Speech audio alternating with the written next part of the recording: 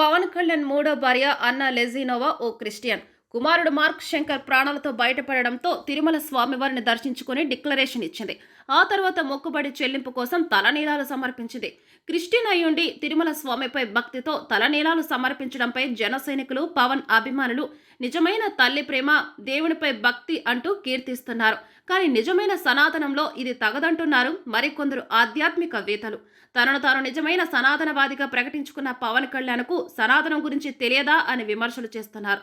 సనాతనంలో మహిళలు పుణ్యక్షేత్రాల వద్ద తలనీలాలు సమర్పించడం సరైంది కాదంటున్నారు. ప్రముఖ ఆధ్యాత్మిక గురువు పద్మశ్రీ గరికపాటి నరసింహారావు ఇదే విషయాన్ని స్పష్టం చేస్తున్నారు. సనాతనం తెలిసిన హిందూ మహిళలు 3 కత్తెరలు మాత్రమే ఇవ్వాలని స్పష్టంగా చెబుతున్నారు. ముఖ్యంగా ముత్తైదువులైన మహిళలు అసలు ఆ పని చేయకూడదంటున్నారు. గుండు చేయించుకోవడం అశుభమంటున్నారు. మొక్కులు చెల్లించడం, ఇచ్చేసుకోవడం పరిపాటిగా మారిందని దీనిని ఓవర్ యాక్షన్ అంటున్నారు. పూర్వం ఎవరూ అలా చేయలేదని చెబుతున్నారు. భర్త ఉన్న స్త్రీ ఎప్పుడూ అలా చేయకూడదంటున్నారు. దీనికి లాజిక్ కావాలంటే సాధ్యం కాదని కొన్ని యోగశాలలో రుజువైతే మరికొన్ని యాగశాలలో నిరూపితమవుతాయంటున్నారు.